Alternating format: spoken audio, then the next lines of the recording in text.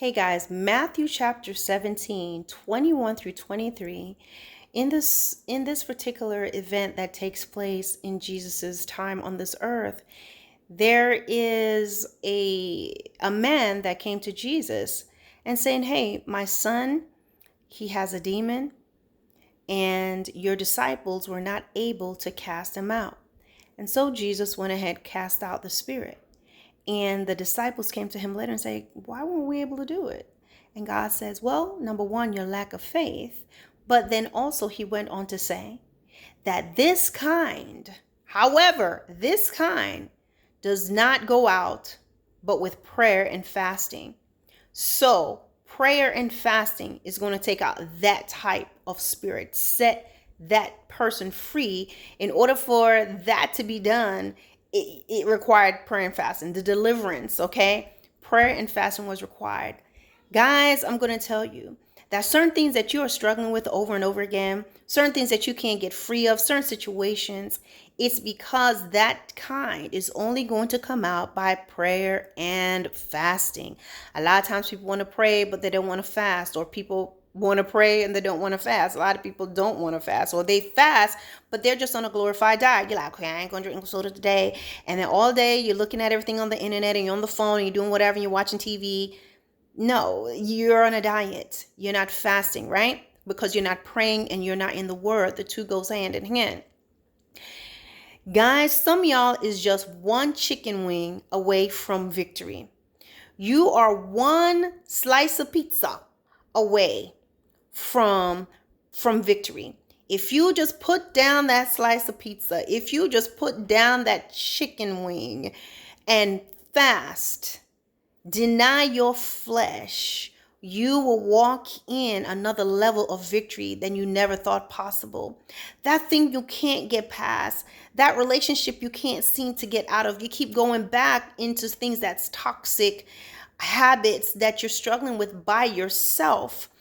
And you're going, "God, I'm praying, but I can't seem to stop." You're asking people to pray. You bought your own oil, trying to anoint yourself. People's anointed you. You're so anointed. You're just shiny. You just shiny. You just got all this oil on you, and you're reading, and I can't understand what's going on. Guys, sometimes, number one, we know that's a stronghold. But sometimes it's because of this kind that Jesus describes in Matthew 17, 21 through 23 is only going to come out when you deny your flesh and fast. Now we understand that some of y'all not going to do no 40-day fast and 30-day no food or whatever. God is not like that. There's some obnoxious people out there that would tell you got to fast for 20 days, no food. No, you can't just do that to your body just out the gate. Sometimes, little by little, my friends, even if you pray to the Lord, first of all, and what he puts in your spirit, trust him that he will speak to you. Okay. First, if you lost and you haven't been asking him to forgive you, you need to ask him to forgive you. Come back to the fold. The next thing you also need to do is also to, if you don't know him as your Lord and Savior, ask him to come into your heart. You have to confess out of your mouth that you're a sinner, that you believe that he died on the cross, he rose the third day, he's at the right hand of the Father. Ask him to be in your life, then go from there. I would not suggest you just fast immediately after being saved, because you know what? You may not want to do that just out the gate.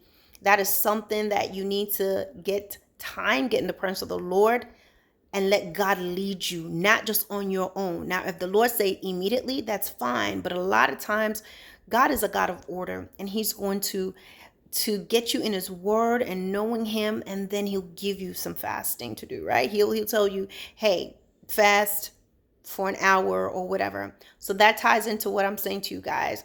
You know what? You may not be able to fast all day. You may not be able to just totally have no food. So if the Lord just puts it on your heart, hey, I want you to fast for 1 hour, and you'll just have fruit, or you just have juice or whatever, okay? Rest assured, you ain't gonna be on no bread only fast, all right? No, don't try it. But when God puts you on a fast and he's with you, he'll strengthen your body. So even if it's an hour, even if it's just 30 minutes. Now, some of you have medical limitations. And with that, I would say, do not fast if you have to eat. What you do is get in your prayer closet and ask the Lord, how? Okay, if at all, because God is a God of order. If you have a condition where you have to eat, then God's not going to tell you, oh, go on, don't listen to these people, because you will wake up in glory a lot sooner than you should have. So follow your medical directives. So do not fast. If you are diabetic, you have to eat certain things like that. God will customize your fast for you. You just need to pray and ask him. Okay, trust and believe he will do that for you. Don't let these crazy radicals tell you that trust them, don't take your medication. Lawsuit, right? So, getting back on course, for those of you that you are able to do that, you have to trust the Lord to say, hey, Lord, I want to be set free, and watch him and follow him in the day that you're supposed to fast, how long you're supposed to fast, what kind of fast, right? And trust the Lord. What is it you're trying to get free from? Let's say you want to get free from pornography. I am tired of watching pornography. I want to be free from pornography. I want to be free from sexual immorality. I want to be free from anger. You're snapping off. You're scaring your family. You're scaring your kids. You're scaring yourself. And you keep saying sorry. But sorry is followed by repeated actions. Well, that's a stronghold. I want to be free from anger. Well, you allow the Lord to really show you in your heart. A lot of times when you're fasting, God is going to show you what you need to write down, the things that you want deliverance from. You get before the Lord. He's going to tell you what day to fast, right? How long? 30 minutes, an hour. Please stop looking at quantity, a little at a time. If all you can fast is 15 minutes, start there, because little by little, as you discipline your body, the next time you can do 30, the next time you can do 45, the next time you could do an hour, the next time you could do 2 hours.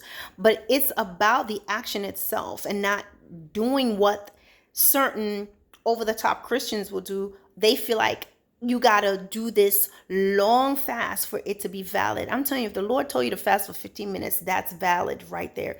Because little by little, you are bringing the flesh under subjection. As I said, some of you are one chicken wing away. You just put down that chicken wing and you will have victory. You put down that piece of whatever, you would have victory. You get in the presence of the Lord. You state what it is you want to be free from. When you're fasting, you pray. When you're fasting, you're in your word. Now, granted, a lot of you are working, right? You're not retired like me. And even when I was working, when I was fasting, people didn't know I'd fast. I didn't go there looking ashy and, oh, I'm fasting, y'all. No. I would read my word. Everybody, it seems like when I'm fasting, everybody want to go out to lunch. I'm like, no, I'm good. Go in my car, sit, read my word, pray, whatever. I always made sure I wasn't looking at things that I shouldn't be looking at. Now, you can't help what's around you, but I always had a song in my heart within me.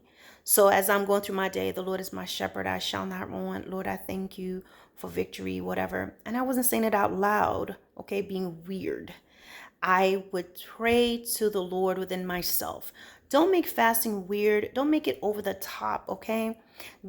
Jesus said in the Bible, in Matthew, and he says, when you fast, don't be like the Pharisees, the hypocrite who has a sad countenance and everybody got to know they're fasting, but instead wash your face, look good so no one knows you're fasting. A lot of times I look just like this and no one knows I'm fasting. Most of the time I get even more jazzed up, no one knows I'm fasting. All right, yes, I'm hungry. Yes, I look at the French fry sign for McDonald's a little longer than I should when I'm passing on the highway. But it's for the greater good. And I'm telling you that you will be set free. You will be set free because your spirit man is coming to the forefront.